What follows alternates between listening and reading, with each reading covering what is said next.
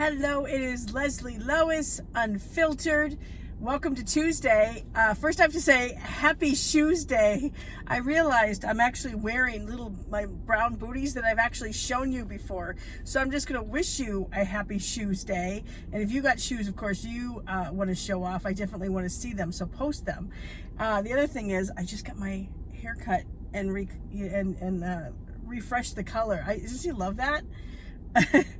I went with some layers this time. I'm really excited about that because I think it just changes it up and gives it some bounce and volume, which I was hoping for. So yay, I'm excited about that.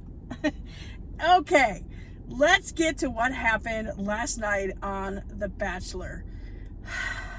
I've been saying that a lot, right? Sighing when I'm talking about The Bachelor this season. It's just been kind of frustrating.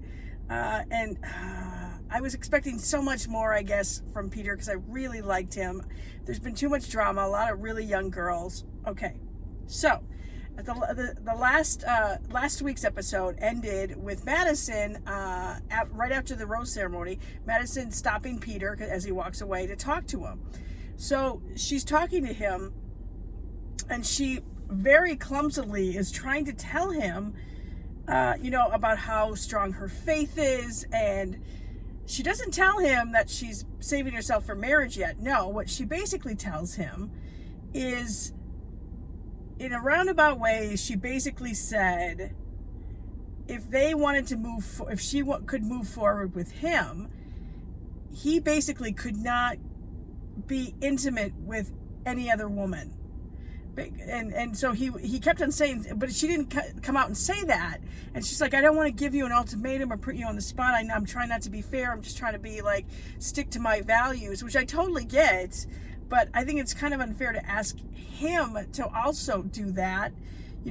She was saying, so in 6 days, if it ends up being me and, we're supposed to be engaged and stuff, I can't go through with it if I know 6 days earlier you were intimate with another woman or other women, type of thing. And so she put Peter kind of in an awkward position, but in the end that's basically what she said to him, right? So now we're in Gold Coast, Australia. It looks gorgeous there.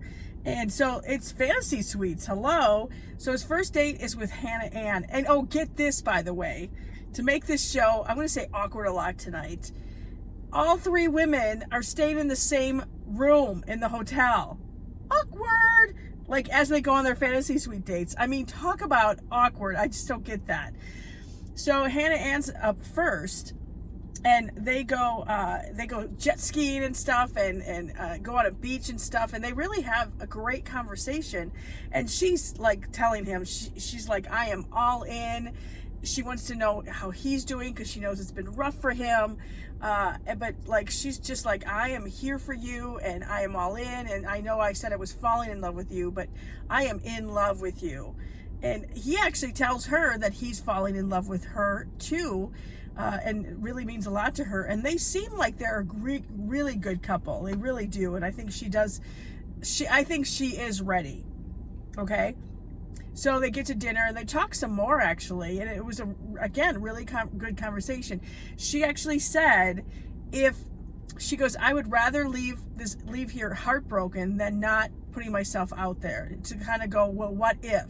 So she says, of course, she's all in, but she wants him to be happy and find the person he's supposed to be with. She hopes it's her. I thought that was pretty cool of her to say. And then he brings out the fantasy suite card, and of course she accepts.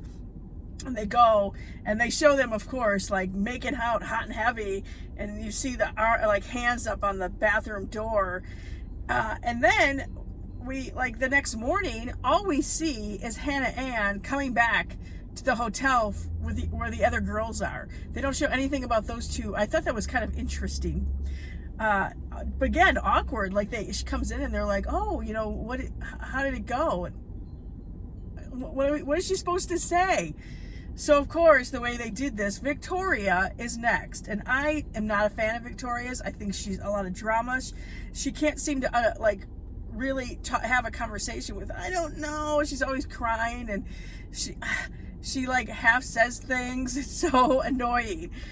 So they take a helicopter ride and go by a waterfall, and they actually are having a really good time. They're goofing around and stuff, and he really talks to her, and she just said she thinks that maybe from past relationships and stuff that she didn't feel good enough, that like, you know, that anytime he'll ask her a question, she feels like he's questioning her, you know. So I feel like we did get kind of a breakthrough with her as far as why she's being so defensive all the time. And she admits that she's being defensive, but that like she really wants this and she adores him, and oh my gosh, all this stuff. And he was like, oh, this is great. You know, this girl, I want a girl that challenges me. I'm like, really? You want a girl that you have to argue with nonstop? Hello? And she even joked around. She goes, yeah, it's been a great day. We haven't even gotten into a fight yet. Yet, the keyword, right? Oh my gosh. See, that is not a good relationship, that when you say something like that. So he, of course, Peter's feeling great about this whole thing. So then they go to dinner, and it gets brought up again, and he, you know, she tells him, what do you need from me? You know, I want to be able to do it for you. What can you? And he's like, I want to know that you are 100% in this, that you got my back, that you're not going to run away or, you know, walk off anytime there's an issue. And she again opens up some more, you know, for her reasoning why she does that and stuff. But she then eventually says that she's in love with him, which of course he loves that she's telling him, she's telling him that. Oh my gosh, of course. I don't understand those two at all. So of course they go to the fantasy suite. Now this time they actually show them the next morning in bed and about how great it was and how they've gone to a different level, and they're just like, they look all lovey-dovey and stuff, and I'm like, oh great. Of course, here we go. Now I'm thinking, great, is Hannah Ann going to be like squeezed out? I don't know. So now we get to Madison. Now the whole time Madison is freaking out back at the hotel and stuff, and she tells Hannah Ann what she basically told Peter, which was kind of an ultimatum. You know, if he wants to be with her, he can't sleep around with the other girls, which again I don't think is necessarily fair to Peter. So they go to this really tall building, and you can only get up to a certain height of it, and then you have to actually climb on the outside. You're hooked to it, but you go down around this staircase, and I was freaking out just watching it. Like I was getting like, because they showed the view down. It looks beautiful, but I could never do that. That would just freak me out. And so they have great chemistry together, and you can tell, you can tell that they are in love. The two of them are in love. And so they have a great time, but then we get to dinner, and she's like, there's so much I want to say to you. She's never told him how she really feels about him. And also she's never told him that she's saving herself for marriage. Great. Okay. So we get to dinner, and she finally tells him that she's saving herself for marriage, and that's something that she, you know, wanted to do. But she's like, in order for me to go forward with you and even think about being engaged with you, I need to know that you haven't been intimate with any of the ladies. Basically asking him to talk about something that you should not have to talk about. Like, it was awkward. There's that word again. It was super awkward. And he was just like, well, wait a minute. So you're going to give up this wonderful thing, and like you're willing to walk away from what we have, because I might have been intimate with two other relationships I've been with for, you know, a while. And she kind of basically said yes. And it was just awkward because she basically needed to know, because that was her conviction. I get it. I get that you have this conviction and stuff. But again, I don't think it's fair to ask the other person to believe in the same exact thing that you do when it comes to that. I get, you know, he's seen other, I don't know. What are your thoughts on that? So he finally says, this is really uncomfortable for me, but I need to be honest with you. I have been intimate with the other women. So yeah, basically he had sex with both Hannah Ann and Victoria, which I don't think any of us are shocked by, right? And she is just flabbergasted. She doesn't know what to say. She's sitting there just like, you can tell she's trying to understand it all. she excuses herself. She needs to get away, so she goes outside and starts crying. And one thing I will say that she did say to us, to the camera, when they were asking her in the kind of the diary thing, she's like, the one thing I asked him not to do for our relationship, he does.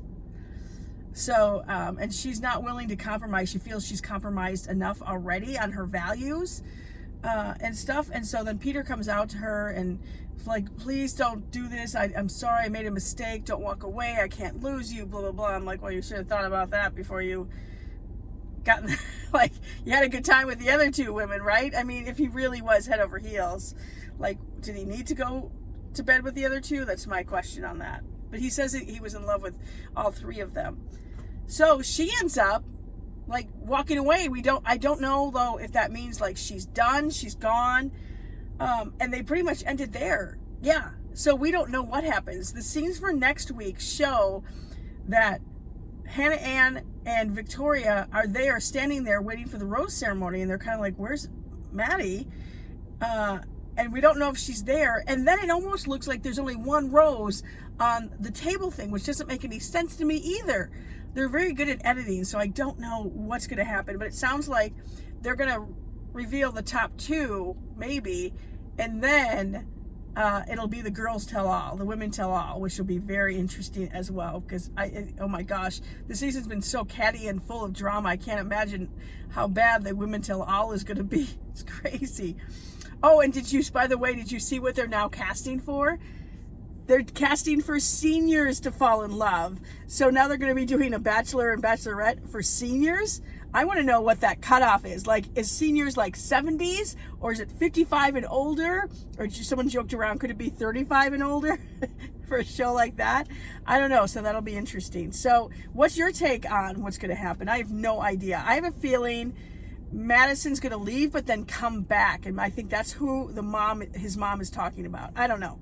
We'll find out on the next Bachelor next week. I'm so excited about it. Anyway, I hope you have a great day. Thanks for watching, and I'll talk to you again on the next Leslie Lois Unfiltered. Bye.